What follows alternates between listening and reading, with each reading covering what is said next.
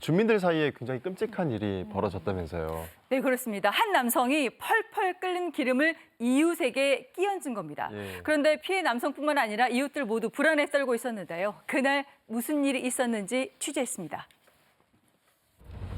먼 친척보다 가까운 이웃이 낫다는 이제 너무 옛말이고요. 안전한 거리가 필요한 시대인 것 같습니다. 사람 불안하다.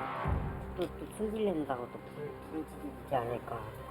우리 딸이 한 이틀은 아까 그 아저씨 생각이 나요 막 이렇게 할 정도로. 그러고는 튀어버린다고 막 그러고는 아주머니 비명소리도 들리고. 이젠 한 지붕 아래 거주하는 것이 공포 그 자체가 됐다는 이들. 그 이야기를 듣기 위해 찾은 곳은 대전의 한 빌라입니다. 언뜻 보기에는 평화로운 빌라. 이곳에서 도대체 무슨 일이 있었을까요? 건물 내부에 들어서자 가장 먼저 보이는 건 층간소음에 관한 안내문이었는데요. 조금 더 살펴보니 기름으로 인해 바닥이 미끄럽다는 쪽지도 붙어 있습니다. 이곳에 무슨 일이 있었던 건지 주민들의 이야기를 들어봤는데요. 위퉁을 벗고 막 소리 지르고 계시길래 뜨겁다고. 그것 좀 참견했다가 그렇게 끓는 기름으로 뒤집어질 줄 누가 알았나. 끓는 기름이요. 다 기름이다 여기. 이 끓는 기름이 여기서 이렇게 흘러오는데. 층간소음을 견디다 못해 소음이 나는 세대의 문을 두드린 그 순간 다짜고짜 끓는 기름을 이웃에게 끼얹었다는 겁니다. 어떻게 그래요? 네, 심지어 이분이 얼마나 오기 위험한데요? 전까지 기름 부은 그 냄비하고 한 손에 커터칼을 들고 이 문 열고 하신 분들한테 협박을 하신 거예요. 죽여버리겠다. 자초지종을 들어보기 위해 직접 피해자의 가족과 이야기를 나눠봤습니다. 저희가 한 5시 반, 6시 사이에 들어왔어요. 들어왔는데 또 뭐가 쿵쿵쿵 뭐 둔탁한 거, 뭐 예를 들면 돌같이 조금 둔탁한 거, 뚜뚜리. 그러니까 우리가 그냥 신경 쓰지 말고 정리나 하자고. 그랬더니 대답을 안 해요. 근데 순간적으로 비명소리가 들리는 거예요. 그래서 이제 놀래서 나와보니까 냄비를 들고 이게 툭 던지라고 그러고는 막 죽여버린다고 막 소리를 지르고 막 저기 갔다 여기 갔다 막. 사건이 벌어진 지 일주일 이상이 지났는데도 이 빌라 벽부터 문까지 그날의 흔적은 고스란히 남아 있었습니다. 위험천만한 공격을 받은 피해자는 괜찮은 것일까? 현재 화상 전문병원에서 입원 치료 중인 피해자를 만났습니다. 전신 화상이겠어요. 네, 한눈에 봐도 크게 다친 모습이었는데요. 뭐 네. 어떡해요. 팔, 어깨까지, 그다음에 갈비 오른쪽, 오른쪽, 얼굴에도 붕대가 그다음에 발, 칭칭. 하단으로 무릎 아래로 양쪽 다 이제 살을 또 긁어내야 된다고 하더라고요. 그래서 붕대 같은 그런 데다 알코올 붓고 긁어내더라고요. 막 이렇게 막 긁어낸 다음에 칼로 막 찢는 듯한 막 그 고통이고. 온몸에 3도 화상을 입고 꼼짝없이 병원 신세를 지게 된 피해자.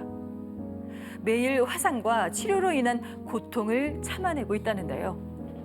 통해가지고 열어갖고 이렇게 했는데 이 정도였어요. 이 정도 왜 그러냐? 딱 보니까 기름을 부은 거예요? 네, 살짝 문을 열었는데. 이유가 뭐냐 그랬다. 그 순간에 그냥 죽여버리나 뭐 어쩌고 하고 확 두드는데 딱 피했는데 이게 아니 뭐 기름을 미리 준비하고 있던 거예요, 뭐예요? 끓이고 있었다고 합니다. 피할 틈도 없는 날벼락 같은 공격. 그를 비롯한 주민들의 억울한 점은 또 있었습니다. 맨날 밤 11시에 막 소주병 굴리고 벽에 쿵 부딪히고 혼자 아무렇지도 않게 그렇게 하고 이 있어도 우리는 해당 처음이야. 세대만 그런 피해를 입은 게 아니네요. 그렇죠. 소음이 꾸준히 있었다고 합니다. 같은 거 돌리고 막 강한 개들이 지주되고 막 그러면은 아랫집 사람들 하루 이틀이 아니었던 거죠. 말을 못하고 자꾸 먹는다고 그러면 이건 거꾸로 들었어요 어떻게? 이해할 수 없는 범행에 직접 그의 집을 찾아가 봤지만 만날 수는 없었습니다. 구속이 안 됐어요. 원한이 있었으면 그러려니 있겠어.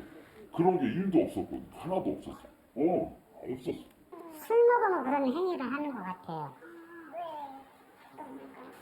계속 지속적으로 그런 행위가 있는 게 아니라 느낌상 술 먹으면은 이런 하여튼 뭐 경찰이 와서는 저도 여기서 진술을 받았는데 그날까지 반성하는 재미가 안 보이더래요. 주민들 기억 속 그는 늘 혼자였고 술에 기대 살던 사람이었다는데요. 자, 그런 그는 사건에 대해 어떤 진술을 했을까요? 해당 남성 입장에서는 상해를 가하려고 준비한 게 아니고 우발적으로 홧김에 저지른 거라고 진술하고 있는 부분입니다. 특수상해 혐의 등으로 구속 수사 중에 있습니다. 예, 구속됐군요. 네. 현재는 특수상해 혐의로 구속 중인 가해자. 전문가는 그의 범행 동기에 대해 어떻게 분석하고 있을까요? 당시에 피해자가 자신을 찾아와서 좀 조용히 해달라고 하는 그 요구 자체가 트리거가 된 것으로 보입니다. 그걸 받아들이는 그 가해자의 입장에서는 내면에 여러 가지 어떤 그 피해 의식이라든가 분노, 어떤 소통이라든가 또는 뭐 접촉 이런 것들이 없는 상황에서 혼자서 자신의 그 분노를 키워나갔을 그럴 가능성이 있기 때문에 이런 사소한 일에도 극단적인 분노를 표출하는 것이죠. 아직 가해자는 집으로 돌아오지 않았지만 주민들은 여전히 불안을 호소합니다. 어떻게 같이 살아요? 이제 여기 있는 사람들이 이제 두렵죠. 아니면 다시 돌아온다, 컴백한다. 그러면은 내가 이제 더 이상 물러날 데 없으면 또 다른 일을 벌릴 수도 있는 거죠. 그런 사람은 좀 예의 주셔야 할 걸. 확 들질러 놓고 막 그냥 그럴 수도 있거든. 그 저 옛날에 안인득인가? 그 미친 그런 미친들이 있다니까. 죄질라면 저만 들지 왜 남 이웃을 이렇게 해치는 거요. 만약에 복귀를 하셨어. 와 오셨어. 앞으로 또 이분들한테도 더한 짓을 할 수 있는 이건 아무도 보장을 못 해주잖아. 그게 너무 무섭더라고 나는. 자, 그럼 주민들의 걱정대로 정말 가해자가 다시 이 빌라로 돌아올 가능성도 있는 걸까요? 현행법상으로는 불구속 수사 그리고 또 불구속 재판이 원칙이기 때문에 구속 기간이 만료되면 어쩔 수 없이 자신의 주거지로 돌아오게 되고 이 피해자들과 가해자가 한 건물에서 생활을 할 수밖에 없습니다. 그러니까 위험에 노출됐던 주민들이 다시 가해자와 한 지붕 아래 거주하게 돼도 이를 직접적으로 보호할 장치가 없다는 겁니다. 정말 불안하겠는데요. 네, 그럼 경찰은 주민의 안전을 지켜줄 수 있을까요? 이 경찰 취재 결과 실질적으로 보호 조치는 순찰 강화 정도에 머무를 수밖에 없다는 이야기를 들을 수 있었습니다. 24시간 감시할 수도 없고요. 그렇죠. 자, 그리고 이런 제도적 안전망의 부재는 종종 비극으로 돌아오기도 합니다. 지난 4월 온 국민을 충격에 빠뜨린 봉천동 방화 사건. 예. 과거 거주하던 아파트에서 이웃과 갈등을 겪던 60대 남성이 다시 해당 아파트를 찾아 방화를 저지르고 스스로 목숨을 끊으며 사건은 더욱 충격으로 남았는데요. 이 통계로 봐도 이웃 간 갈등으로 인한 폭력 범죄는 최근 10년간 3배 가까이 증가를 했고 또 단순 폭행뿐만 아니라 방화, 살인, 미수 같은 중범죄로 이어지는 사례도 상당수임을 알 수 있습니다. 자, 그럼 이런 갈등의 원인을 정말 층간소음으로 단정 지을 수 있을까요? 층간소음이라고 하는 것은 그 표면적인 것이고 개인적인 불만 또는 사회적인 불만, 주위에 불만족스러운 그런 그 여러 여건들이 이러한 분노를 불러일으키게 되는 원동력이 된다고 봅니다.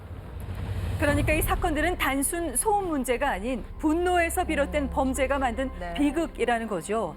자, 그럼 앞으로 같은 피해를 막기 위해 우리는 무엇을 어떻게 개선해야 하는 걸까요? 지금 이 사건만 놓고 보더라도 구속이 풀려나면은 피해자들하고 가해자가 같은 공간에서 생활을 할 수밖에 없는 문제가 생깁니다. 그렇기 때문에 주거 이전의 자유가 있다고 하더라도 이렇게 위해 가능성이 높은 경우, 추가 범행 가능성이 높은 경우에는 가해자를 오히려 다른 곳으로 좀 격리를 일정 기간 시킨다든지 아니면 주거를 이전을 한다든지 하는 방안을 제도적으로 마련해 볼 필요도 있습니다. 단순 갈등으로 치부하기엔 범죄의 위험은 너무 크고 법과 제도가 너무 허술합니다. 지금 필요한 건 소음 줄이기가 아니라 폭력의 조짐을 감지하고 개입할 수 있는 시스템이 아닐까요? 네, 층간소음으로 인한 분노 범죄 소식 종종 네. 들려오는데 이게 통계적으로 봐도 점점 증가하고 있습니다. 일단 근본적으로 이 층간소음 문제 관련해서 이게 매번 이런 문제가 반복이 되는데 그럴 때마다 이 해결책도 계속 제자리 걸음인 것 같아요. 네, 그렇습니다. 현재 이 소음의 기준이 주간에는 39데시벨, 야간은 34데시벨로 조용한 어떤 도서관 수준으로 일상 소음도 기준을 넘기기가 쉽습니다. 예. 하지만 기준을 넘긴다 하더라도 처벌은 없고 결국 피해자들이 고스란히 그 피해를 감내하고 이겨내야 되는 상황이 되는데요. 네. 700세대 이상의 아파트의 경우에는 층간소음관리위원회 설치가 의무이지만 예. 소규모 단지의 경우는 해당이 되지 않다 보니까 사각지대가 존재한다라는 것이죠. 네. 또 환경부의 이웃사회센터를 이용할 수는 있지만 상대방이 동의하지 않으면 이 소음을 측정할 수 없어서 실질적인 어떤 혜택이나 도움이 되지 않고 있다는 지적이 있어서 이 전문가들은 어떤 중재할 수 있는 중재자를 지역 단위로 두는 등 어떤 실질적인 대책 마련이 필요하다라고 지적하고 있습니다. 결국 강제력이 네. 없어서 문제네요. 네. 네, 현재 우리나라의 많은 아파트나 공동주택이 좀 공사 기간이 짧고 공사 비용도 적게 되는 벽식 구조로 지어진다고 하는데요. 이게 층간소음에 매우 취약하다고 합니다. 그러니까 근본적으로는 시공 단계부터 소음을 저감할 수 있는 방식으로 개선되고 그런 규제가 꼭 필요하지 않을까 생각하게 됩니다.